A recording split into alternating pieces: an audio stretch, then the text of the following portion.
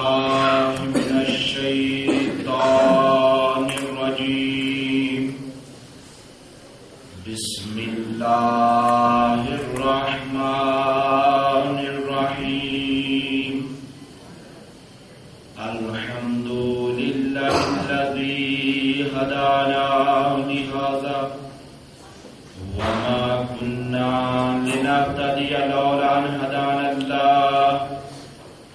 لقد جاءت رسل ربنا بالحق والصلاة والسلام على رسول ثقلين محمود رب المشرقين والمغربين جد الحسن والحسين أبي القاسم محمد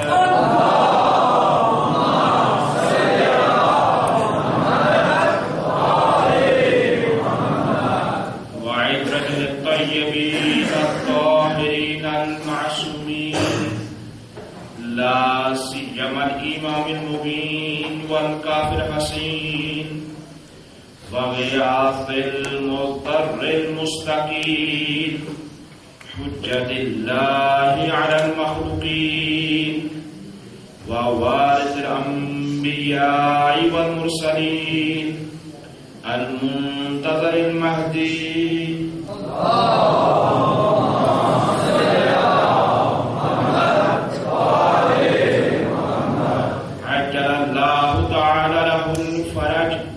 ولعنة الله على أعدائهم ومخالفيهم ومنكري فضائلهم ومناقبهم أجمعين. أما بعد فقد قال الله سبحانه وتعالى في كتابه المجيد: بسم الله الرحمن الرحيم واعبد ربك حتى يأتيك اليقين. صلوات اللهم صل على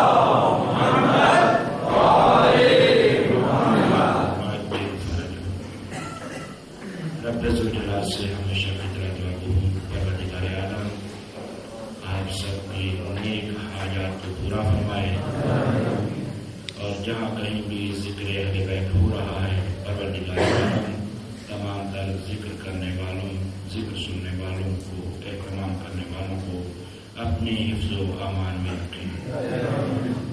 اور ساتھ ہی بالخصوص کہا گیا ہے التماس دعا کے لیے ایسا رضا صاحب کی طرف سے کہ وہ من سے باہر بیٹھ کر بھی آپ لوگوں کو نہیں بھولے ہیں، اور آپ لوگوں کو یاد کرتے ہوئے کہ وطن کی یاد آتی ہے. لہٰذا اس موقع پر بھی التماس دعا آپ سب مومنین کو اور مجھے بھی کہا ہے، لہٰذا ہماری دعا ہے پروردگار عالم اس کے اپنے رزق حلال میں اضافہ فرمائے، اور اسی طرح سے ان کی والدہ صاحبہ کی مغفرت فرمائے، اور شمشیردان اور اسی طرح سے بزرگوار سب کو صحت کاملہ اور دیگر جتنے بھی مومنین و مومنات اس مجلس میں آتے ہیں سب کو اللہ تعالیٰ اپنے حفظ و امان میں رکھے. ان تمام تر دعاؤں کی قبولیت کے لیے بلند ترین سلام.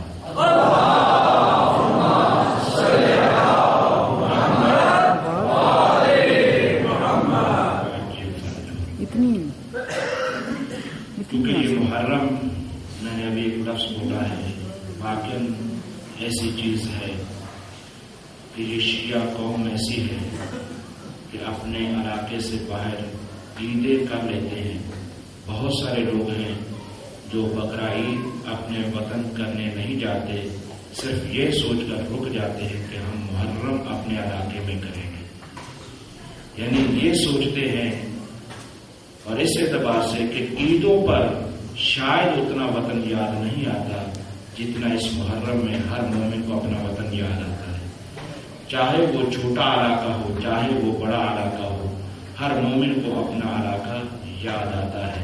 اور اسی طرح سے آپ جانتے ہیں یہاں پر بھی کتنے لوگ ہیں جو پردیسی ہیں لیکن ان کو اپنا وطن یاد آ رہا ہے، اور اسی طرح سے کچھ جا چکے ہیں، کچھ اور جانے کے لیے تیار ہیں.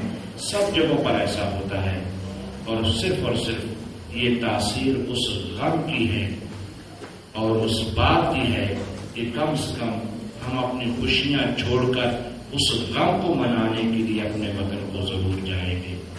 لہذا اس کو قوم کے دل کی یہ خواہش رہتی ہے کہ شیعہ قوم کے دن انتظار کے دن ہوتے ہیں کہ جن دنوں میں ہم سوچتے ہیں کہ مولا کے غم میں بیٹھیں گے، روئیں گے، گریا کریں گے، ماتمداری کریں گے، نظر و نیاز کا اہتمام کریں گے۔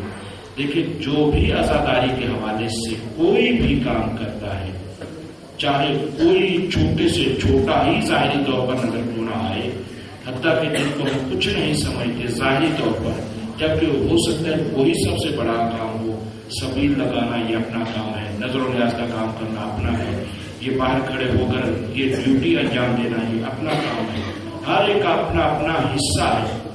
تو رب ذوالجلال سے ہماری سب کے لیے دعا یہی ہے کہ جس کا بھی ذرہ برابر بھی حصہ اس عزاداری کے حوالے سے ہے، پروردگار عالم اس کی تمام تر نیک حاجات کو پورا فرمائے۔ اور یہ میری فکر نہیں ہے، میں جان بوجھ کر بات کر رہا ہوں، ایسا نہیں کہ میں کچھ ایسے ہی شروع کر دیا ہے، یہ فکر بزرگان کی ہے۔ میں نے کل بھی آپ کے سامنے ایک عظیم الشان ہستی کا ذکر کیا ہے، آج بھی انہیں کا جملہ آپ کی نظر کرنا چاہتا ہوں۔ اور نوجوانوں غور کریں کہ ہمارے پاس ایسے ایسے بزرگان ہیں، ہم نہ جانے کن مسائل کے اندر گھر چکے ہیں، دشمن کتنا پروپیگنڈا کر رہا ہے، ہم اپنے بزرگوں سے کتنا دور ہوتے چلے جا رہے ہیں۔ آیت اللہ العظمی وحید خراسانی، جن کا میں نے کل بھی حوالہ دے کر تذکرہ کیا تھا، عزاداری کے یہ لوگ ہیں، آئیڈیل لوگ، یہ لوگ بتاتے ہیں جن کو ہم سمجھتے ہیں کہ نعوذ باللہ یہ عزاداری کے مخالف ہیں، یہ عزاداری کر کے بتاتے ہیں 100 سال ان کی عمر ہو چکی ہے۔ وہ ہستی کتنی؟ 100 سال کی ایج ہے ان کی، تقریباً جتنے مراجع اس وقت ہیں ان میں سے سب سے زیادہ انہیں کی ایج ہے۔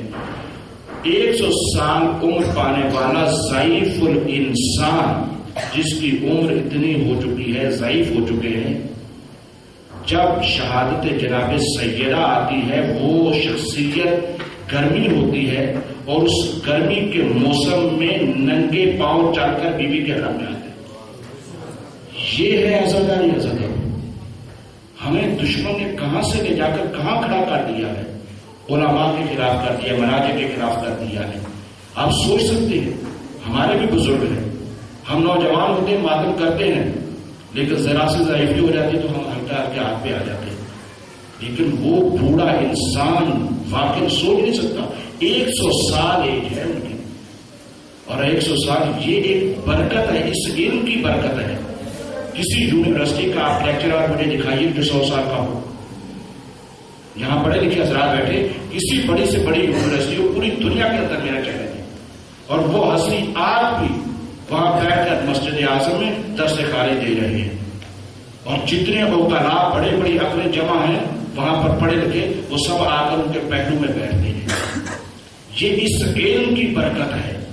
وہ ہستی یہ کہتے ہیں، جو جہاں سے میں نے بات شروع کی تھی، وہ یہ کہتے ہوئے نظر آتے ہیں یہ سنتی عزاداری جو ہے، توجہ فرمائیے گا، مولائیوں یہ آپ کے لیے جملہ ہے کہ جو کچھ آپ سوچتے ہیں، بعض دفعہ کچھ ایسے کام کر جاتے ہیں لوگ اور مخالفت کر جاتے ہیں، آپ ان کی فکر کو دور کریں اور یہ اپنائیں کہ وہ ہستی یہ کہتی ہوئی نظر آتی ہے۔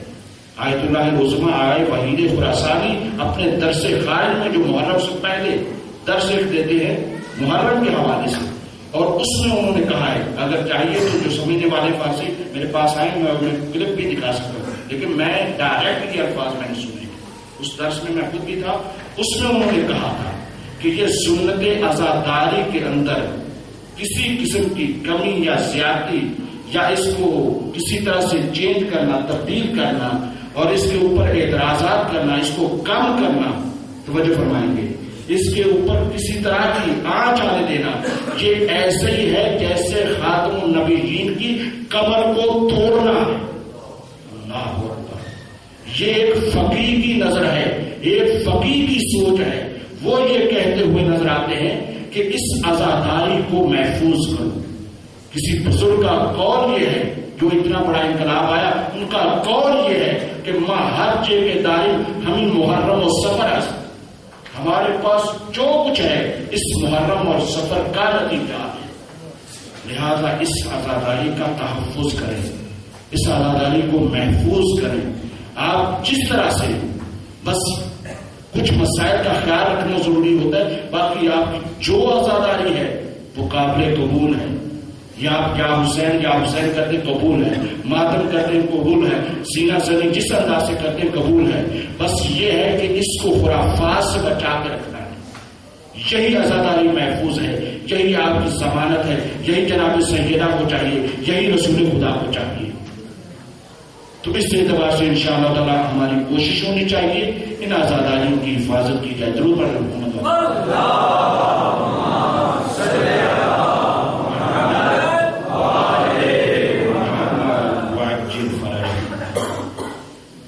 تو عزیزان محترم، آپ کے سامنے جو سلسلہ گفتگو ہے عبادت اور ولایت کے اعتبار سے، اور اسی طرح سے یہ ہے کہ قرآن پاک کی جس آیا کی تلاوت کا مسلسل شرف حاصل کیا جاتا ہے کہ وَعَبُدْ رَبَّكَ حَتَّىٰ يَأْتِيَكَ الْيَقِينُ، اپنے رب کی اتنی عبادت کر کہ تمہیں یقین حاصل ہو جائے۔ یقین میں نے عرض کیا تھا، یقین کی منزل ہے علم کا کمال، یعنی علم اس کمال تک پہنچ جائے جہاں پر انسان کو اطمینان حاصل ہو جائے۔ جب انسان اطمینان کی منزل پر پہنچ جاتا ہے اس کو کہا جاتا ہے یقین۔ لیکن یہ یقین ہر ایک کو نصیب نہیں ہوتا، توجہ بس، یہ یقین ہر ایک کو نصیب نہیں ہوتا، لہذا خود اس یقین کی بھی قسمیں کر دی گئی۔ اس یقین کے لیے بھی یہی کہا گیا ہے کہ یہ فقط لفظ یقین پر نہیں رکنا ہے، بلکہ اس سے آگے بڑھنا ہے کہ ہر ایک کا درجہ برابر نہیں ہے۔ جیسے کہ یہ روشنی کو کیا بولتے ہیں آپ لوگ؟ نور، روشنی، لائٹ، یہی ہے نا، لیکن اس کے بھی درجے ہیں۔ جو 0 کا بلب ہے اس کی بھی روشنی ہے، جو 500 پاور کا بلب ہے اس کی بھی روشنی ہے، جو 1000 کا ہے اس کی بھی روشنی ہے، چاند، ستارے، سورج، سب کی روشنی ہے نا۔ لفظ روشنی ہے، لیکن سوچ کر بتاؤ کیا سب کا نور برابر ہے؟ توجہ فرما رہے ہیں؟ کیا سب نور میں برابر ہے؟ سب کی کیا ہے روشنائی برابر ہے؟ نہیں، الگ الگ ہے۔ اسی طرح سے یقین کی بھی الگ الگ درجے ہیں۔ تو لہذا یہ یقین فقط اور فقط لفظ یقین پر نہیں بلکہ اس کے باقاعدہ درجے دیکھے جاتے ہیں۔ اب کیا ہے؟ ایک ہے علم الیقین، یہ میں نے وعدہ کیا تھا انشاءاللہ اس کو ذکر کروں گا، بس اسی پر تھوڑی سی گفتگو کرنا چاہتا ہوں۔ ایک ہے علم الیقین، ایک ہے عین الیقین، اور ایک ہے حق الیقین۔ اب یقین تینوں لفظوں کے ساتھ لگا ہوا ہے، لیکن تینوں کے الگ الگ مسئلے ہیں، تینوں کے الگ الگ درجے ہیں۔ سب سے پہلا علم الیقین، کسی چیز کے بارے میں انسان کو علم حاصل ہو جائے اور اس حد تک علم حاصل ہو جائے کہ جسے یقین کہتے ہیں۔ جیسے تواتر کے ساتھ کسی چیز کا پتہ چل جانا، مثلا کسی شہر کا نام آپ کیا لوں، کہاں کا لوں کہ جو آپ نے فرض کریں کہ نہیں دیکھا ہے، کیونکہ یورپ امریکہ کی ہم مثال نہیں دینا چاہتے۔ فرض کریں کہ ایسا شہر ہے، چلے بیت المقدس، یہ مجھے احتمال ہے کہ کسی نے نہیں دیکھا ہوگا، لیکن ہم نے اتنا سنا ہے کہ اب آپ میں سے کسی کو شک ہے کہ بیت المقدس نہیں ہے؟ سب کو یقین ہے نا؟ یہ سلوات پڑھ رہے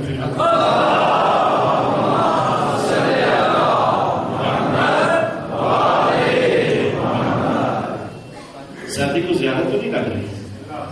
مولا جزائے خیر کا فرمائے کیا ہے کہ بیت المقدس ہم نے اتنا سنا ہے کہ اب ہمیں اس کا یقین ہے، لیکن جا کر دیکھا تو نہیں ہے۔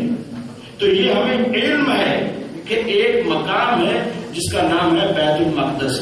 بیت المقدس بھی کہا جاتا ہے اور بیت المقدس بھی کہا جاتا ہے، لیکن صحیح بیت المقدس ہے، ٹھیک ہے، مقدس مقام کی جگہ، جیسے مسجد۔ اب تو وضاحت ہوتی ہے۔ تو اب کیا ہے کہ اس کے بارے میں آپ میں سے کسی کو شک نہیں ہے کہ یہ مقام نہیں ہے، بلکہ آپ یقین کی منزل پر ہیں کہ وہ ہے، لیکن علم ہے حق الیقین کی منزل پر نہیں ہے۔ لیکن اس کی اور مثال دیتا ہوں وہ زیادہ قریب ہے لوگوں کے ذہنوں کی، یہ ہے کہ سورج کی گرمی ہے، سورج کی تپش ہے، اس کے بارے میں آپ کو علم ہوا، آپ نے متواتر فرض کریں کہ سنا، اتنا سنا کہ آپ کو پتا چلا کہ یہ سورج تپش بھی دیتا ہے۔ یہ ہے آپ کو سن کر آپ کو یقین حاصل ہو جانا، یہ کیا ہے؟ آپ کا علم الیقین ہے۔ اور اسی طرح سے آگ گرمی دیتی ہے، آگ سے گرمی آتی ہے، یہ کیا ہے؟ علم الیقین ہے۔ آپ سن کر اتنا آپ کو یقین ہو چکا ہے کہ واقعاً آگ کے نزدیک اگر ہاتھ دیا جائے گا تو ہاتھ جل جائے گا، لیکن ابھی تک آپ کو یہ فقط اور فقط فرض کریں کہ علم ہوا ہے۔ آپ نے سنا، اتنا مسلسل سنا، تواتر سے سنا، آپ کو علم ہو گیا، لیکن اس کے بعد یہ پہلی منزل ہے، یہ ہے علم الیقین۔ پھر اس کے بعد کیا ہے؟ عین الیقین کی منزل۔ اب کیا ہے کہ آپ نے آگ کے نزدیک ہاتھ کرنا شروع کیا، توجہ فرمائیے گا، آپ نے اپنا ہاتھ آگ کے نزدیک کرنا شروع کیا، چوں آپ آگ کے نزدیک کرتے چلے گئے آپ کو تپش کا احساس ہونے لگا۔ تو یہ کون سا یقین ہے؟ یہ ہے عین الیقین، کہ جو آپ کو پہلے آپ نے اتنا سن رکھا تھا وہ واقعاً ویسا ہی ہو رہا ہے، یہ آپ کا ہے عین الیقین۔ لیکن اس کے بعد آپ نے ہاتھ آگ میں ڈال دیا، اور آگ میں ڈالنے کے بعد ہاتھ جل گیا۔ اب یہ آپ کی کون سی منزل ہے؟ یہ ہے حق الیقین۔ اب اس سے پہلے جتنے بھی تھے علم تھا، عین تھا، جتنا بھی تھا اس کے بارے میں پھر بھی خدشہ ہو سکتا تھا، لیکن جب اب ہاتھ چل چکا ہے تو یہ کیا ہے؟ حق الیقین ہے۔ اب اس کے بعد پوری دنیا، آپ ایک طرف کھڑے ہو، پوری دنیا ایک طرف کھڑی ہو اور سب کہہ رہے ہو کہ آگ نہیں جلاتی، کیا آپ یقین کریں گے؟ آپ کہیں ساری دنیا کہتی رہے، لیکن کیونکہ میں حق الیقین کی منزل پر پہنچ چکا ہوں، اب ساری دنیا کہے کہ آگ نہیں جلاتی، لیکن میں کہوں گا کہ آگ جلاتی ہے کیونکہ میرا ہاتھ جل چکا ہے۔ یہ ہے کہ حق الیقین کی منزل پر ہے۔ اب یہ ہے کہ اسی طرح سے حضرت جناب ابراہیم علیہ السلام کا واقعہ ہے کہ حضرت ابراہیم علیہ السلام علم الیقین کی منزل پر تھے، توجہ فرمائے، حضرت ابراہیم علیہ السلام علم الیقین کی منزل پر تھے کہ پروردگار قیامت کے دن دوبارہ زندہ کرے گا اور قدرت رکھتا ہے، یہ ان کا علم الیقین تھا، توجہ فرمائے۔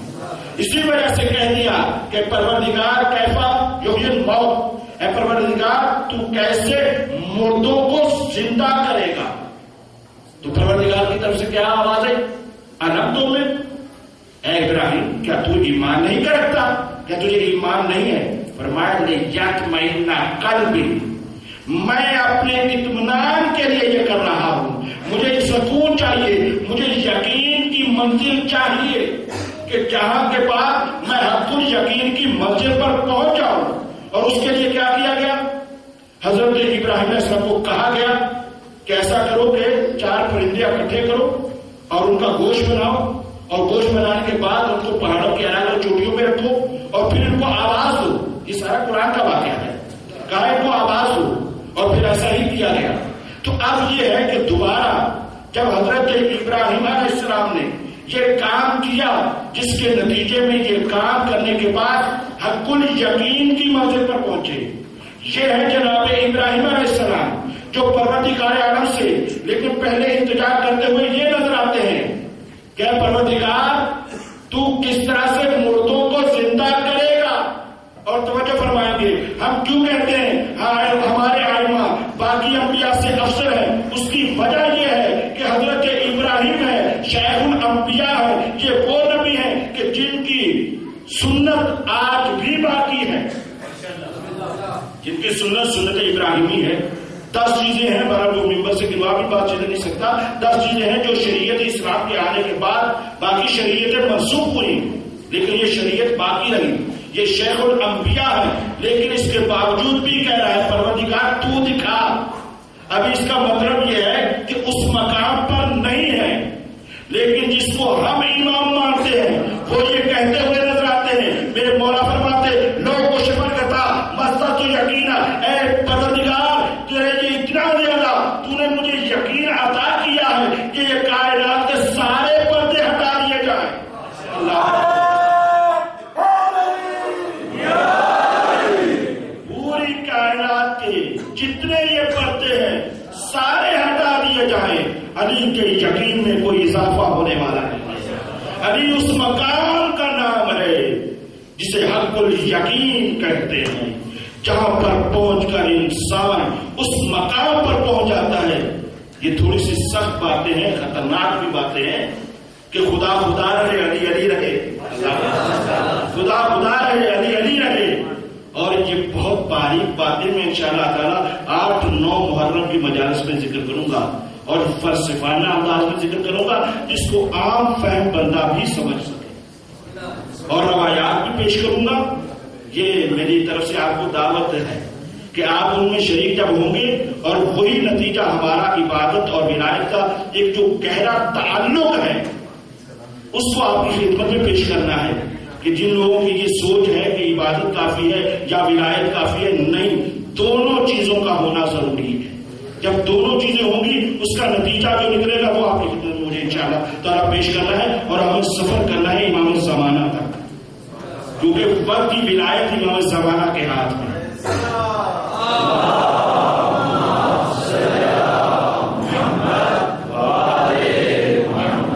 کیونکہ کائنات کی نفس کا نام ہے امام زمانہ۔ لیکن یاد رکھیں کل کی بات میں تھوڑی سی بات کر دوں، کیونکہ تقلید کی بات آئی تھی تو اس وقت کی بات کرنا ضروری میں سمجھ رہا تھا۔ یہ ہے کہ تقلید پر کچھ لوگوں کا یہ بھی خیال ہے کہ جی امام زمانہ کی تقلید کرنا چاہیے۔ یہ نہیں سوچتے کہ ہم بڑی بات سے چھوٹی بات کر رہے ہیں۔ امام زمانہ کی اطاعت واجب ہے، تقلید مجتہدین کی ہے۔ یعنی یہ ایسے ہی ہے جیسے کسی بڑے شخص کو آپ کو کہیں، جیسے فرض کریں کہ وزیر اعظم کو کہیں جی وزیر اعلیٰ ہے، یہ آپ نے اس کی شان بڑھائی ہے یا گھٹائی ہے؟ گھٹا دی نا۔ تو جب یہ مومنین اپنی بے شعوری میں یہ کہتے ہیں کہ ہم تو مجتہد کی تقلید نہیں کرتے، امام زمانہ کی تقلید کرتے، یعنی ان کے مقام کو ہٹا کر امام زمانہ کے مقام پر لے آتے ہیں، یعنی مجتہد کے مقام پر لے آتے ہیں۔ اب یہ ہے کہ امام کی اطاعت واجب ہے، اور امام کا کنٹرول اتنا ہے کہ وہ ولایت تشریع بھی رکھتے ہیں، ولایت تکوینی بھی رکھتے ہیں، اور یہ خاص فرق ہے مجتہدین میں اور امام میں۔ وہ جو معصوم ہوتا ہے، مجتہدین کے پاس پاور کی ساتھ ہے، ولایت تشریعات کے اندر ہے، لیکن ولایت تکوینی میں نہیں ہے۔ ولایت تکوینی میں شرط یہی ہے کہ عصمت ہو، معصوم ہو۔ کل آپ کے سامنے میں نے واقعہ پڑھا امام جعفر صادق علیہ السلام کا،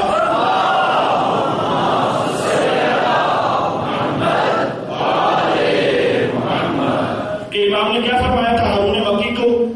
پہلے تو خراسانی کو کہا تھا، وہ تو بیچارہ نکلا ہے، لیکن اس کے بعد جب ہارون مکی کو کہا کہ جاؤ تو نور میں کود جاؤ، تو کیا اس نے کہا تھا کہ میں گھر والوں کو بتا کر آؤں؟ نہیں کہا تھا، ڈائریکٹ کیا، کیونکہ وہ جانتا تھا ایمان کی ولایت جو ہے وہ ولایت تشریع بھی ہے، تکوینی بھی ہے، اور النبی اولا انفسہم من انفسہم، کیا ہے کہ نبی جو ہے وہ تمہارے نفوس پر تم سے زیادہ اولا بھی تصرف ہے، جو اس کی جگہ پر ہوگا اس کا بھی تصرف اتنا ہی ہے، ذرا برابر کمی نہیں ہے۔ اب اسی طرح سے چاہے پہلے امام ہو، چاہے چھٹے امام ہو، چاہے 12ویں امام ہو، جو بھی امام ہے اور من اللہ امام ہے اور معصوم ہے اور ولایت تشریع رکھتا ہے، اس کا مقام وہاں پر ہے۔ وہاں تو مجتہدین کی خود ہی اپنی جو جتنی بھی علمی استعداد ہے وہ سب ختم ہو جاتی ہے، ان پر بھی امام کی اطاعت واجب ہے۔ لہذا یہ فکر برحال اس کو چینج ہونا چاہیے کہ جو لوگوں کے ذہن میں یہ فکر پائی جاتی ہے کہ ہم تو امام زمانہ کی تقلید کرتے ہیں۔ تقلید پردہ غیبت میں خود امام کے حکم کے ذریعے سے کی جا رہی ہے، برہم میں کل اپنی طور پر بھی اس کو ثابت کر چکا ہوں اور روایات بھی ہیں، آیات بھی ہیں انشاءاللہ تعالیٰ. بس اتنا ہی وضاحت کرنا ضروری تھا کیونکہ ہم اپنے آپ کو بعض دفعہ دھوکہ دے جاتے ہیں اور سمجھتے ہیں کہ ہم نے سامنے والے کو خاموش کر دیا. یعنی اگر امام زمانہ کی تقریر اگر کرتے ہیں چلے بات کو کمپلیٹ کر کے چھوڑو کیونکہ تشریح نہیں چھوڑنا چاہیے. اگر یہ سوچ لیا جائے کہ ہم امام زمانہ کی تقریر کرتے ہیں تو مجھے کوئی آپ اس سے مومن بیٹھا ہوا کہے کہ جس کی روزانہ ملاقات ہوتی 5 وقت.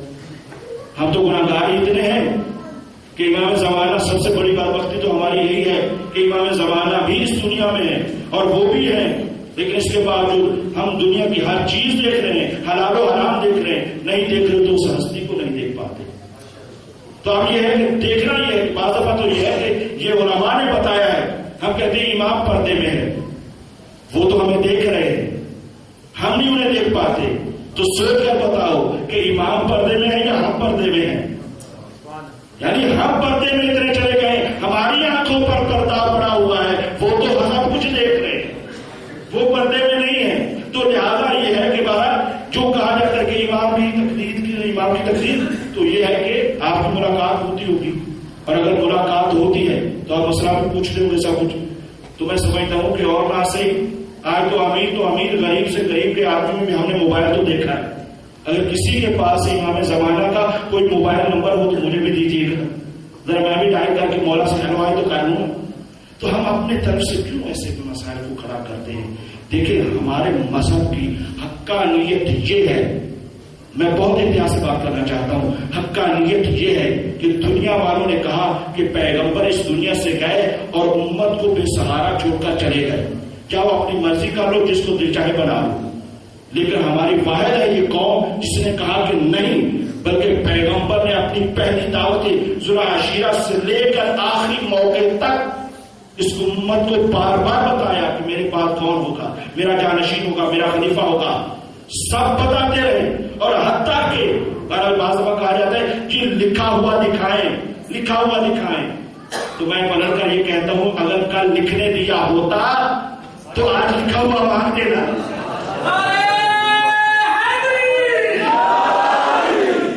جب پیغمبر نے کہا تھا لاؤ قلم تو آواز میں لکھ کر دوں تو لکھنے دیا ہوتا. کوئی کہے کہ آپ کے پاس جی ہاں ہمارے پاس سب کچھ لکھا ہوا ہے، بس آپ کے لیے ضروری تھا کہ کل اگر لکھنے دیتے تو آج لکھا ہوا مانگتے بھی. تو بس یہ ہے کہ جیسے پیغمبر نے جب وہ اس دنیا ظاہری کو چھوڑ کر جا رہے تھے تو انہوں نے اس امت کو بے سہارا نہیں چھوڑا ہے.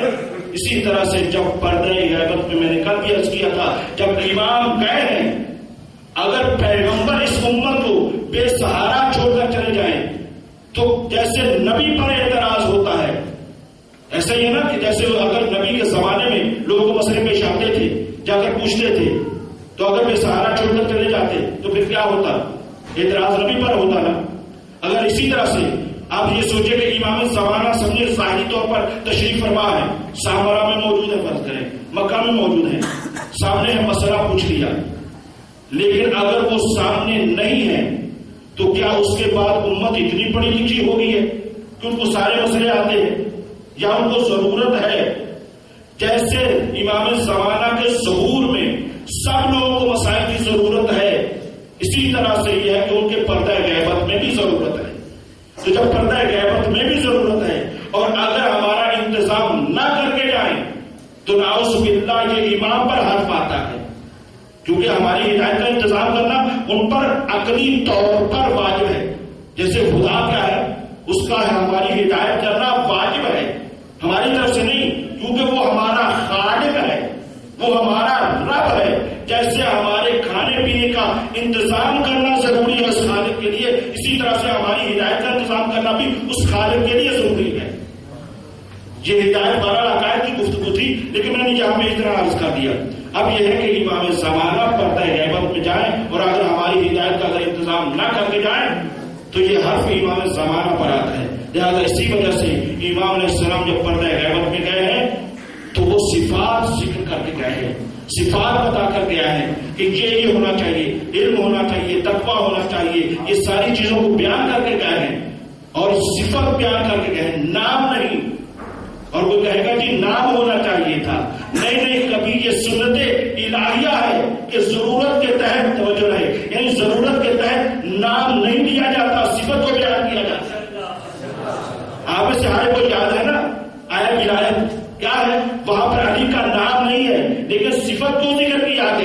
کیا کہا گیا؟ انما ولیکم اللہ و رسولہ، اور اس کے بعد رسول کے بعد علی کا نام نہیں ہے، علی کی صفت کو بیان کیا گیا ہے۔ تو یہ علی علیہ السلام کی بعض دفعہ مسائل کو مد نظر رکھتے ہوئے صفات کو بیان کیا جاتا ہے۔ نام تو کوئی بھی رکھ سکتا ہے، نام تو کسی کا بھی ہو سکتا ہے، لیکن جو صفات خاص ہوتی ہیں وہ ہر ایک میں نہیں پائی جاتی۔ لہٰذا اس وجہ سے یہ ہے کہ امام ہماری ہدایت کا باقاعدہ انتظام کر کے گئے ہیں۔ برائے خوشنودی امام زمانہ بلند تر صلوات۔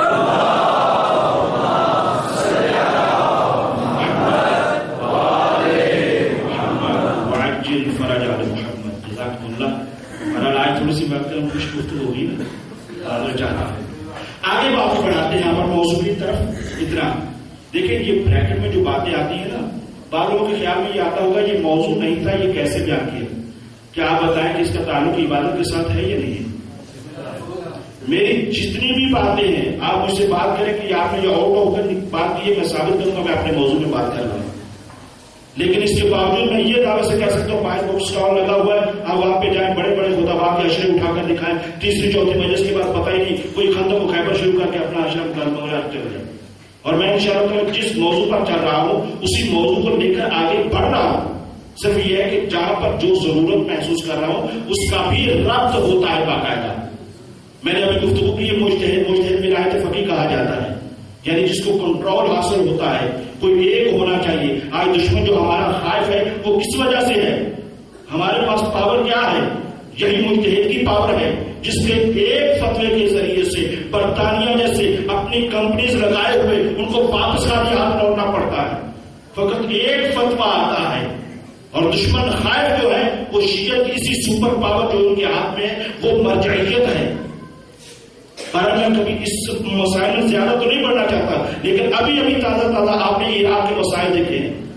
اعلیٰ سیستانی صاحب کا ایک فتویٰ آیا ہے تو کتنے چیزوں کی حفاظت ہو گئی، ورنہ وہ نجف پر بھی حملہ کرنے جا رہے تھے، ورنہ وہ کربلا پر بھی حملہ کرنا جا رہے تھے، سامرا پر بھی حملہ کرنے جا رہے تھے۔ فقط جب انہوں نے کہا یہ ہے مرجعیت کی طاقت، فقط انہوں نے کہا کہ ہر ایک شاہ شیعہ ہے چاہے سنی ہے اس پر واجب ہے کہ وہ اس کا تحفظ کرے۔ مجھے فرمائی آپ نے، اس کو آپ کم نہ سمجھے کہ جن کی پشت پر اس وقت سپر پاور ہے، ظاہری طور پر ڈرون حملے کر کے بتا رہے ہیں، لیکن کیا ہے کہ اس کے پیچھے لگے ہو، کیا یہ ختم کرنا چاہیں تو ختم نہیں کر سکتے، یہ صرف ایک ڈرامہ رچایا جا رہا ہے، لیکن اس کے مقابلے کے لیے صرف یہی ایک پاور ہے ہمارے پاس، اور دشمن نے ہماری دکھتی رگ پر ہاتھ رکھا۔ وہ جانتا ہے، اسی وجہ سے پاکستان اور دیگر ممالک میں اسی مرجعیت کے اوپر وہ کام کر رہا ہے۔ کبھی کچھ اعتراض ہے، کبھی کچھ ہے، کبھی کس طرح سے، کبھی کس طرح سے، کبھی کہہ دیتے کہ یہ مادہ نعوذ باللہ آزاداری کے خلاف ہے۔ میں نے آپ کے سامنے پیش کیا نا کہ آیت اللہ عثمان وحید خراسانی 100 سال کی ایج میں ہو کر بھی ننگے پاؤں چڑھ کے آزاداری یا حسین کر کے بتا رہے ہیں۔ اس سے بڑھ کر کیا ہوگا؟ کوئی مجتہد نہیں، ذمہ داری سے بات کر رہا ہوں، کوئی مجتہد نہیں جمعرات یا جمعہ آپ سے بڑے بڑے آزادار ہوں گے، لیکن کوئی مجھے سے ہاتھ کھڑا کر کے بتائے کہ جس کے گھر میں ہر جمعرات جمعہ کو مجلس ہوتی ہے، جتنا بڑا مولائی کے کڑا کو بتائے، اس سے بڑھ کر کیا چاہیے آپ کو؟ ہر مرجع کے گھر ہو، یعنی جو ان کا دفتر ہوتا ہے، ہر مرجع کے دفتر میں ہر جمعرات اور جمعہ کو کیا ہے مجلس اعضاء ہوتی ہے، اور جس میں وہ لوگ خود بیٹھتے ہیں۔ تو اس سے بڑھ کر اور کیا ہوگا؟ اور جس نے یہ کہا ہے کہ اس سنت عزاداری کو جو بھی کم کرے گا وہ ایسے ہی ہے جیسے پیغمبر خاتم النبیین کی کمر کو توڑے گا، تو اس سے بڑھ کر کیا اور آپ کو چاہیے؟ لیکن میں واقعی یہ ایک درد دل ہے جو اس مجمع کے سامنے عرض کر رہا ہوں۔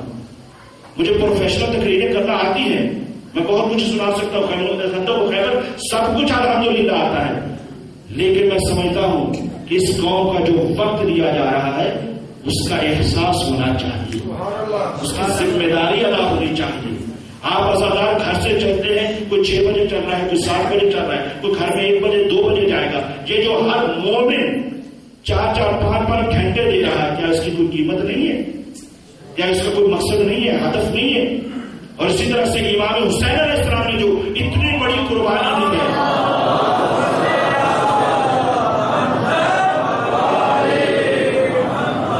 کیا اس کا کوئی مقصد اور ہدف نہیں ہے؟ یقیناً ہدف اور مقصد ہے، اور یہی مجلسیں ہیں جو بتاتی ہیں کہ امام حسین علیہ السلام نے اتنی بڑی قربانی کیوں دی۔ کس وجہ سے دی؟ دوبارہ یہ باتیں ذہن میں محفوظ کرتے ہوئے اپنے ذہن میں باقاعدہ طور پر اس چیز کا احساس کریں، دشمن بہت باریکی سے کام کر رہا ہے، اور وہ بعض دفعہ اپنا نبادہ اوڑھ کے کام کر رہا ہے، اپنے روپ میں کام کر رہا ہے۔ دیکھیں بعض دفعہ یہ ہے کہ ان کو پتا ہے کہ اگر ہم کسی اور کا نام ان کے سامنے لے لیں نا تو یہ کبھی بھی ہماری بات ماننے والے نہیں ہیں۔ جیسے قرآن ناطق کے مقابلے میں قرآن ثابت کو لے کر آئے تھے نا، قرآن کے مقابلے میں قرآن کو لے کر آئے تھے، ان کو پتا تھا کہ اگر ہم نیزوں پر انجیل لے کر جائیں گے یہ لشکر نہیں آئے گا قابو میں، تو رائت لے جائیں گے نہیں ہوئے گا۔ ان کو پتا تھا کیونکہ یہ مسلمان ہیں ادھر بھی دھوکے میں اگر آئیں گے تو قرآن کے ذریعے سے آئیں گے، لہٰذا جنگ صفین میں قرآن نیزے پر اٹھایا گیا۔ اور آج جو کوشش کی جاتی ہے ان کو پتا ہے کسی اور کے نام پر نہیں، یہ علی کے نام پر ہی ہٹ سکتے ہیں، علی کے نام پر ہی یہ اکٹھے ہو سکتے ہیں، لہٰذا اس نے اسی طرح سے کوشش کی ہے کہ ان کے سامنے علی کا نام اس انداز سے پیش کرو کہ یہ آپس میں لڑنے جھگڑنے لگے۔ علی کا نام اختلاف کے لیے نہیں ہے، اتحاد کے لیے۔ علی کی شخصیت لوگوں کو ملانے کے لیے آتی ہے۔ علی اس نقطے کا نام ہے جہاں میں اور آپ نہیں، پوری ذمہ داری سے بات کر رہا ہوں، جہاں میں اور آپ نہیں، نبیوں کے اجتماع کا نام علی ہے۔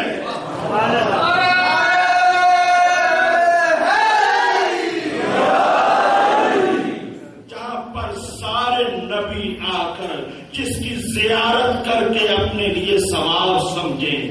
ہم مجلس برپا کرتے ہیں، میں نے ایک روایت میں پڑھا ہے، آپ چاہیں گے میں آپ کو دے سکتا ہوں۔ ایک روایت کے اندر یہ ہے کہ مجلس جو ہم برپا کرتے ہیں، ہم تو ایک گناہگار انسان ہیں، ہم جو مجلس برپا کرتے ہیں، یہ تو کہا گیا سید المجالسوں کو ذکر علی ابن ابی طالب کہ اپنی مجلسوں کو علی ابن ابی طالب کے ذکر کے ساتھ زینت دو۔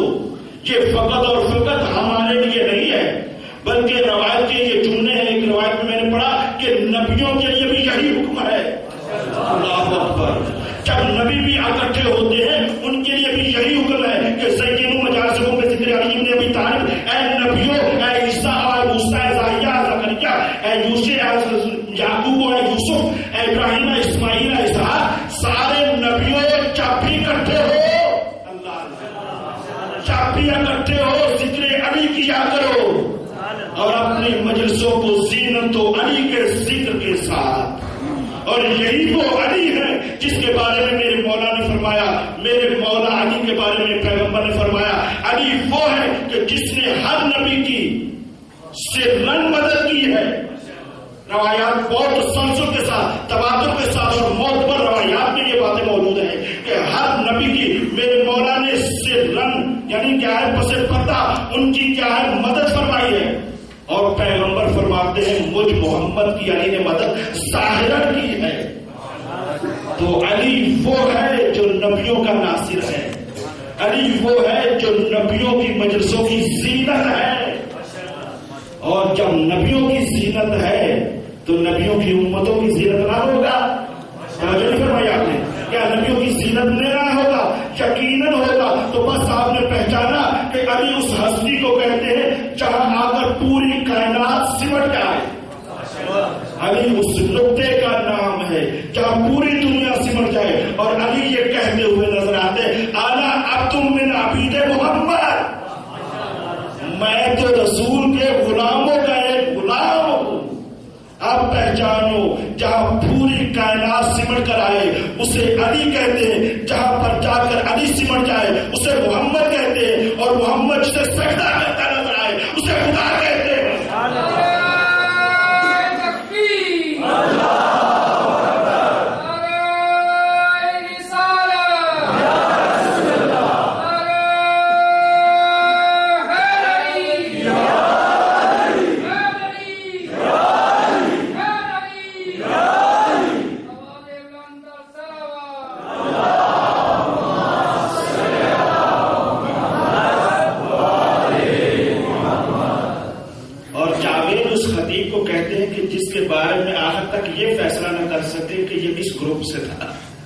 یہ فیصلہ کرنا بہت مشکل ہوگا یہ کس گروپ سے آیا ہے۔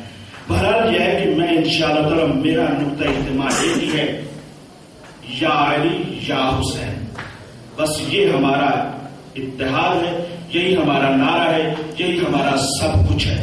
لہذا اسی وجہ سے اور اسٹیج پر آنے والے کی ذمہ داری بھی یہی ہے کہ ہم سے کوئی بچھڑ کر نہ جائے، سب کو ملا کر لایا جائے اور سب کو اکٹھا کیا جائے، سب ایک ممبر پر، ایک اتحاد پر، ایک نقطے پر جمع ہوں. اور اس کے لیے بہترین یہی ہے، میں سمجھتا ہوں کہ بکھرے ہوئے مومنین کو ولایت علی ابن ابی طالب کے دھاگے میں پرو کر جمع کر دو. بکھرے ہوئے موتیوں کو، مومنین ایک موتی کی مانند ہیں، جہاں پر جمع ہو سکتے ہیں اس کا نام ولایت علی ہے. لہذا اس نقطے پر جمع ہونے کی ضرورت ہے، کیونکہ میں نے عرض کیا ہے کہ علی کی ذات ایسی ذات ہے، میں اور آپ تو سمجھنے سے ہی قاصر ہیں. واقعی یہ روایتیں ہیں کہ جس کے لیے سمجھنا ہی انتہائی مشکل ہے، جہاں پر نبی گم ہو جائیں، جہاں پر نبیوں کی سمجھ میں یہ نہ آئے کہ یہ علی ہے کیا. بس اتنا ہی جانتے ہیں کہ جب ہمیں ولایت مل رہی تھی، جب ہمیں نبوت مل رہی تھی تو کس بنا پر مل رہی تھی. آواز قدرت آئی، فَإِذَا أَخَذَ اللَّهُ مِيثَاقَ النَّبِيِّينَ لَمَا آتَيْتُكُم مِّنْ كِتَابٍ وَحِكْمَةٍ ثُمَّ جَاءَكُمْ رَسُولٌ مُصَدِّقٌ لِّمَا مَعَكُمْ لَا تُؤْمِنُنَّ بِهِ وَلَا تَنصُرُنَّهُ قَالَ أَقْرَرْتُمْ وَأَخَذْتُمْ ذَلِكَ مِصْرِي قَالُوا أَقْرَرْنَا وَأَخَذْتُمْ ذَلِكَ مِصْرِي قَالُوا أَقْرَرْنَا. یہ ہے وہ آیت جس بنا پر یہ ہے کہ اس کالا ربوں کا، کہ جس وقت تمہارے رب نے کہا کہ اے نبیوں بتاؤ کہ تمہیں نبوت کس بنا پر دی جا رہی ہے، تمہیں یہ نبوت کا تاج پہنایا جا رہا ہے، کس بنا پر بتایا جا رہا ہے، اے سارے نبیوں بتاؤ. سب نبیوں نے اس کا جواب دیا تھا، وہ ایک ہی جواب تھا جس کو جناب المحدث نے بھی ذکر کیا ہے. وہ ساری باتیں ایک نقطے پر جمع ہو کر انہوں نے ایک ہی بات کی تھی کہ اے جتنی بھی ہمیں نبوتیں ملی ہیں، جتنی بھی ہمیں شان و شوکت ملی ہے، رسالت ملی ہے، صاحب شریعت ہے، صاحب کتاب ہے، سب کچھ بھی ملا ہے، وہ صرف اس بنا پر ملا ہے النبوت کا و ولایت علی ابن ابی طالب. رسول کا کلمہ پڑھ کر علی کی ولایت کا اعلان کرتے ہیں.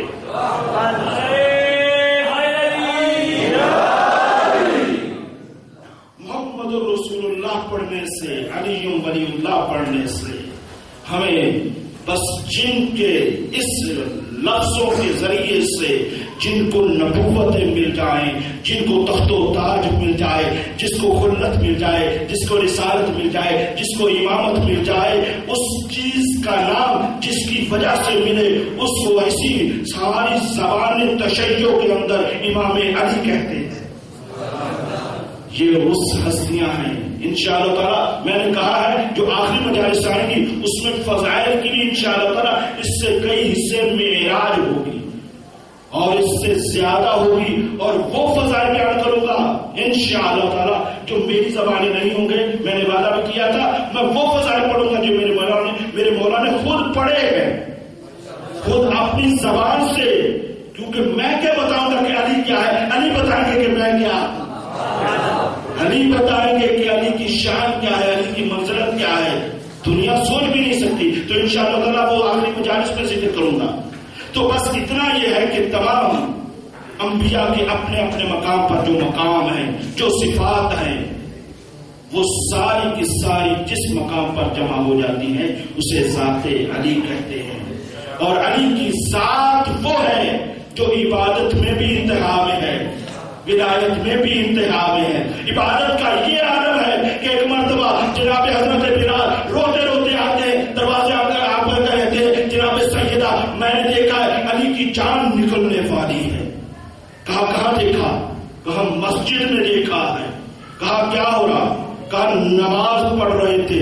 کہا ہے بلال تو نے آج ہی حالت دیکھی ہے، میں فاطمہ ہمیشہ علی کی یہی حالت دیکھتی ہوں. یہ ہے علی کی عبادت کہ جب نماز کا وقت قریب آتا ہے علی کے چہرے کا رنگ بدل جاتا ہے. ہمیں تو علی والوں کو معذرت کے ساتھ کتنی اذانیں سنتے ہیں اثر نہیں ہوتا، لیکن علی کی وہ ذات ہے. علی کرنے والوں یہ دیکھو کہ الفاظ کے ساتھ سیرت بھی ہونی چاہیے. سیرت یہی ہے کہ جیسے علی ہے، کیونکہ یہ تو جانتے ہیں نا علی میزان الاعمال، علی اعمال کے میزان ہے، تو پھر ہمیں بھی اس کے طرف بڑھنا چاہیے نا. تو بس یہ ہے کہ ایک مرتبہ جب یہ حالت ہے جناب سیدہ نے فرمایا کہ تو نے آج دیکھا ہے، میں علی کی یہ حالت ہمیشہ دیکھتی ہوں. اور پھر جناب ابن عباس جو قرآن کے اکثر تفاسیر ان کے ذریعے سے پہنچی ہے، جناب حضرت ابن عباس یہ کہتے ہوئے نظر آتے ہیں کہ میں نے ایک رات میں 500 مرتبہ تکبیرۃ الاحرام کی آواز کو سنا. 500 مرتبہ. 500 کا مطلب جانتے ہیں؟ یعنی 1000 رکعت نماز پڑھنا. ہزار علی علیہ السلام کی ذات وہ ہے جو ایک رات میں 1000 رکعت پڑھے. اور معذرت کے ساتھ علی کا محب 24 گھنٹے میں 17 رکعت بھی نہ پڑھے اور پھر کہے کہ میں علی والا ہوں. نہیں عزیزو، یہ ہونا چاہیے. ہم نہ کہیں کہ ہم علی والے، علی یہ کہے کہ تم میرا ہے. علی یہ کہے کہ تم میرا ہے. پھر نتیجہ ہے. ہم لاکھ دعوے کرتے رہے. فرض کریں کہ میں کہتا ہوں فلاں بہت بڑی شخصیت ہے، سیاستدانوں میں سے کہہ لیجیے یا علمی شخصیتوں میں سے کہہ لیجیے، یا فرض کریں میں مرجع کسی کا نام لوں کہ میں ان کے رشتے داروں میں سے ہوں. میرا کہنا کمال نہیں ہے، وہ کہیں گے کہ میرا رشتے دار ہے، تب کمال ہے. میں نہ کہوں کہ میں علی کا چاہنے والا ہوں، علی یہ کہے کہ میرا چاہنے والا ہے. لہذا ایسا ہونا چاہیے جیسا علی چاہتے ہیں، کیونکہ میرے مولا نے فرمایا ہے. دیکھو جب آپ آتے ہیں کہ حدیثیں بھی پڑھا کریں. میں یقیناً وقت ملتا ہے میرے یہاں کا تو میں تھوڑا بہت دیکھتا ہوں. آج میں نے باہر بورڈ میں بھی پڑھا لکھا ہے، میرے مولا کا بہت پیارا نورانی فرمان لکھا ہے. دیکھو یہ ترجمہ لکھا ہوا ہے اردو میں اور انگلش میں. میرے مولا نے کیا فرمایا؟ کفاتی عزتی. عربی اس کی یہ ہے کہ میری عزت کے لیے یہی کافی ہے کہ تم میرا رب ہے، اور میرے لیے یہی کافی ہے کہ میں تیرا بندہ ہوں. جیسا میں چاہتا تھا ویسا تو یقینی رب ہے. اب تم مجھے ایسا بنا دے کہ جیسا تو چاہتا ہے. اب انہوں نے تم اپنے خدا کو کہا ہے، لیکن میں مولا سے کہوں گا اے مولا جیسا ہم چاہتے تھے ایسے ہی آپ ہیں. جیسا ہم چاہتے تھے یعنی آپ ویسے ہی ہیں جیسا آپ کو ہونا چاہیے تھا. ہماری خواہش کے مطابق ہے، ہماری ضرورت کے مطابق ہے، ہمارے عقیدے کے مطابق ہے، ہماری سوچ کے مطابق ہے. آپ میں کوئی خطا نہیں ہے، کوئی غلطی نہیں ہے. اے مولا آپ ویسے ہی ہیں جیسا ہونا چاہیے تھا. بس مولا آپ بھی ہمیں ویسا بنا دے جیسا تو چاہتا ہے. تو بس ادھر سے یہ تذکرہ بھی ہوا. لیکن یہ جتنے فضائل پہنچے ہیں، میں ایک طرف اور بھی پڑھنا چاہتا ہوں، یہ جتنے بھی فضائل پہنچے ہیں کہا جاتا ہے معذرت کے ساتھ کہ جی نعوذ باللہ یہ شیعہ قوم صحابہ کو نعوذ باللہ کم مانتی ہے. ہرگز نہیں، ایسا نہیں ہے. یہ ممکن ہی نہیں ہے کہ یہ شیعہ قوم اصحاب کا انکار کر دے، کیونکہ یہ ممکن اسی وجہ سے نہیں ہے. ابھی میں نے آپ کے سامنے روایت پڑھی ہے کہ ابن عباس کہتے ہیں، تو ابن عباس صحابی ہیں یا نہیں ہے؟ تو میں نے تو نہیں سنا تھا وہ آواز جو انہوں نے کہا کہ 1000 رکعت علی نماز پڑھتے تھے. اور اس سے بڑھ کر اور جملہ کہہ دوں، ہم کیوں کیسے انکار کر سکتے ہیں کہ اصحاب کی عظمت کا انکار کیسے کر سکتے ہیں؟ میں تو غدیر میں نہیں تھا، آپ تو غدیر میں نہیں تھے. کس نے بتایا؟ اصحاب نے بتایا نا کہ علی علیہ السلام کو مولا دکھایا گیا. تو یہ کس نے بتایا ہے؟ اصحاب نے بتایا نا. یہ تو دنیا والوں، ایک مرحوم خطیب کہا کرتے تھے، کہا کہ یہ جو کہا جاتا ہے نا کہ نعوذ باللہ یہ توہین صحابہ کرتے ہیں، وہ یہ جملہ کہا کرتے تھے کہ یہ توہین صحابہ ہم نہیں کرتے، یہ توہین صحابہ تم خود کرتے ہو. کہا کہ وہ کیسے؟ کہا کہ وہ اس طرح سے کہ اب تم کہتے ہو کہ نبی ہم جیسا، تو سوچ کر بتاؤ کہ جس قوم کا، جس امت کا نبی ہم جیسا ہے اس کے صحابی کیسے ہوں گے؟ یعنی اس کے صحابی پھر کیسے ہوں گے؟ تو توہین صحابہ تو تم کرتے ہو، لیکن ہم تو شان صحابہ کو اس طرح سے بیان کرتے ہیں. صحابی اس عظمت کو کہتے ہیں، اللہ کو توجہ بتائیے گا، صحابی اس ذات کا نام ہے، اس ہستی کا نام ہے، اس شان کا نام ہے. توجہ چاہتا ہوں. صحابی اگر آسمان میں ہو تو ستارے ہیں، توجہ چاہتا ہوں. صحابی اگر آسمان میں ہو تو ستارے ہیں، زمین پر ہو تو طہارت کے پارے ہیں، اور اگر اہل بیت کے ساتھ ہو تو سارے ہمارے ہیں.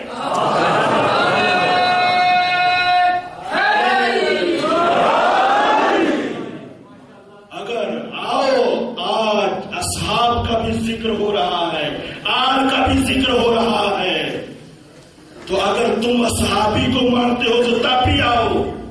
توجہ, صحابی کو مانتے ہو تب بھی آؤ, اہل بیت کو مانتے ہو تب بھی آؤ. لیکن میں دعوے سے کہتا ہوں کہ نہیں آؤ گے. آگے پھر بھی یہ جملہ, نہیں آؤ گے. اس کی وجہ کیا ہے؟ تمہیں اصحاب سے محبت نہیں ہے, تمہیں اقتدار سے محبت ہے. تمہاری نظر میں وہ صحابی ہے جو برسر اقتدار آ جاتا ہے. ہماری نظر میں وہ صحابی ہے جس کے بارے میں پیغمبر یہ فرمائے کہ ایمان کے 10 درجے ہیں, 9 درجوں پر حضرت سلمان فارسی فائز ہے, 10ویں میں شریک ہے. صحابی وہ ہوتا ہے جس کے بارے میں پیغمبر یہ فرمائے کہ ان سے بڑھ کر زمین نے کسی کا بوجھ نہیں اٹھایا, آسمان نے اس سے بڑھ کر کسی پر سایہ نہیں کیا. صحابی اس شان کا نام ہے. حیات القلوب کے اندر روایت موجود ہے, ایک مرتبہ ایک شخص مسجد سے باہر جا رہا تھا. توجہ فرمائیے گا, مسجد سے باہر جا رہا تھا. آؤ شان صحابہ ہم سے سنو, ہم بتائیں گے کہ صحابی کی شان کیا ہے, صحابی کسے کہتے ہیں.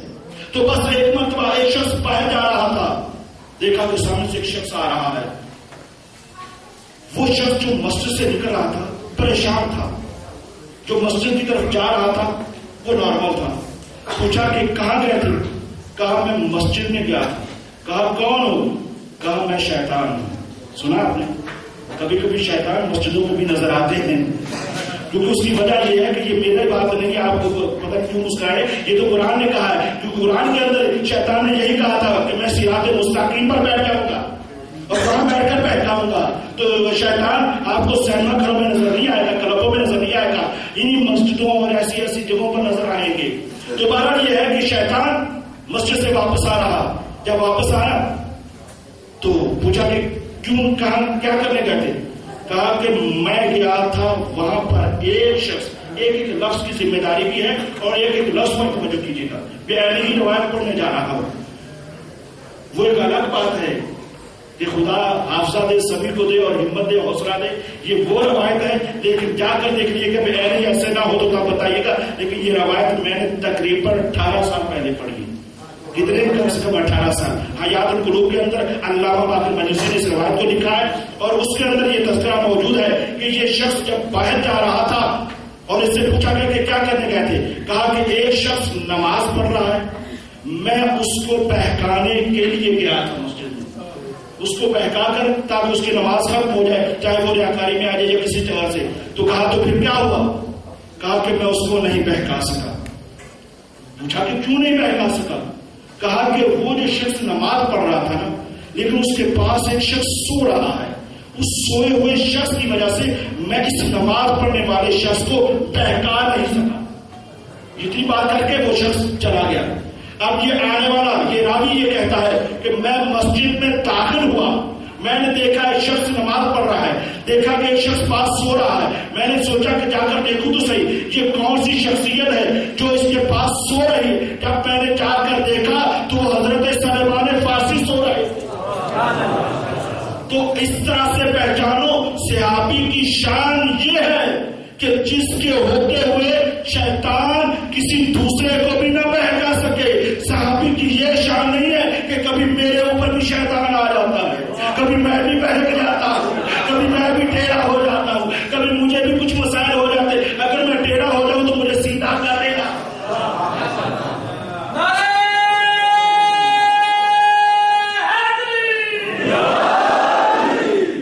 یہ ہے صحابی کی شان, یہ ہے صحابی کا مقام کہ جس بنا پر ہم نے کہا کہ یہ ایسا تذکرہ ہے, یہ مجلسیں ایسی ہیں توحید سے لے کر یہ جو نعرہ ہمارے مقابلے میں بار لگایا گیا ہے. ہمارے لوگوں نے کہا تھا میں نوکر غازی دا, تو ادھر سے کیا لگایا. یہ آج کی بات نہیں, آپ کی ہر چیز میں یہ مقابلہ کرتے چل رہا ہے, ہر چیز میں مقابلہ کر رہے ہیں. آپ دیکھیں کہ آپ نے یا مدد کہا, ادھر سے یا مدد, لیکن لے کر ایسے ہی آتے ہیں کہ جن کا ہماری نظر میں کوئی مقابلہ نہیں ہوتا. جب آپ نے یا مدد کہا تو ہم اس کے بھی قائل ہیں. آپ نے کہا کہ نوکر صحابہ کا, ہم بھی قائل ہیں. ہمارا ہر ایک شیعہ صحابی کا احترام کرتا ہے.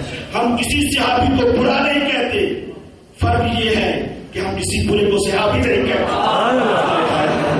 فرق صرف یہ ہے بس.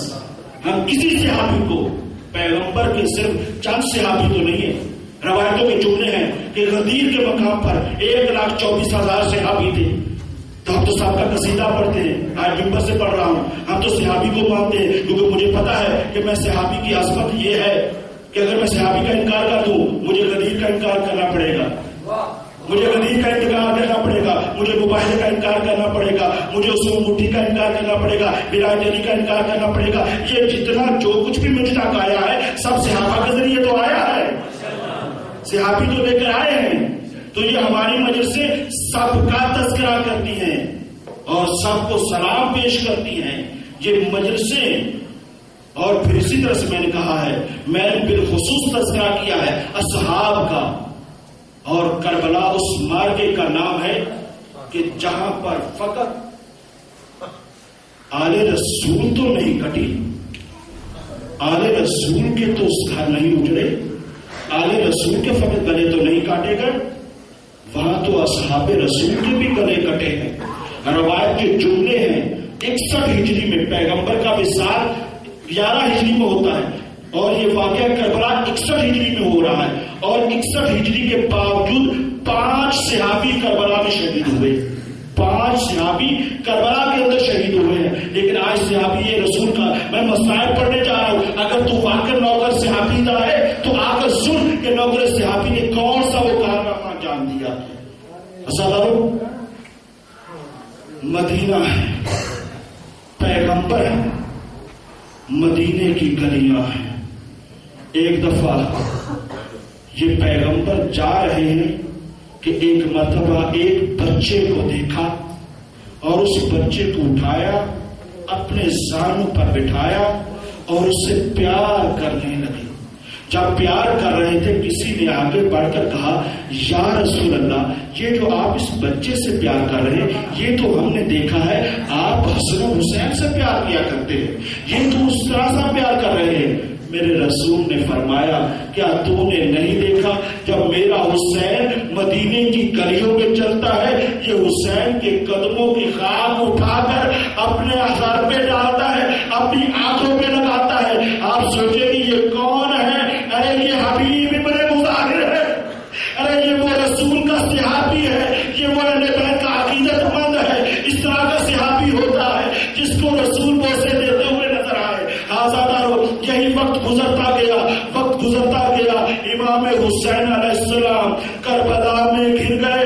ایک مرتبہ بی بی زینب نے کہا، بھیا میں جب بھی سنتی ہوں یہی آواز آتی ہے، ابھی لشکر شام سے آیا ہے، ابھی کوفہ سے آیا ہے، ابھی بصرہ سے آیا ہے. اے میرے بھائی، کیا کوئی آپ کا بھی چاہنے والا ہے؟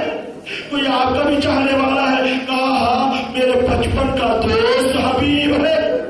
کہا میرا بچپن کا دوست حبیب ہے. جب یہ کہا کہ بھیا اس کو خط لکھ کر بلا لو. کہا ہاں خط لکھتے.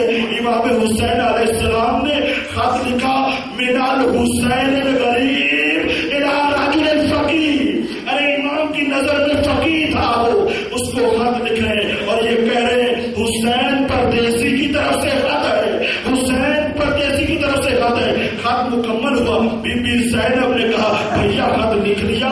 کہا ہاں خط لکھ لیا. کہا لاؤ ذرا مجھے بھی دو. خط کو لیا اور جملہ سنو گے عزیزو. خط کے نیچے شہزادی نے ایک جملہ لکھا، حبیب اگر آنا ہو الاجال الاجال، ارے حبیب آنا ہو تو آنے میں دیر نہ کرنا. ارے میرا بھیا دشمنوں میں گر چکا ہے. آزادارو، یہ خط لے کر قاصد ایک مرتبہ کوفے میں آیا. کوفے میں حضرت حبیب اپنی زوجہ کے ساتھ بیٹھے کھانا کھا رہے.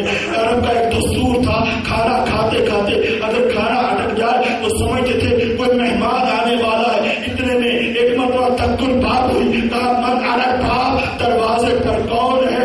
آواز آئی، انا فرید الحسین. ارے میں حسین کا قاصد ہوں، حسین کا قاصد ہوں. حبیب ایک مرتبہ باہر آئے، آ کر پوچھا، کہا کیا بات ہے؟ کہا یہ خط لے کر آئے. خط کو پڑھا، آنکھوں سے لگایا، لیکن واپس پلٹ کر گئے. جا کر پوچھا، ارے بیوی نے پوچھا کہ حبیب کیا ہوا، کہاں گئے تھے؟ کہا حسین کا خط تھا. کہا کیا کہا؟ کہہ رہے میں مدینہ میں کربلا میں گر گیا ہوں، مدد کو آنا ہو. کہا حبیب کیا خیال ہے؟ کہا میں سوچ رہا ہوں. جسے کہتے ہیں، کہا میں سوچ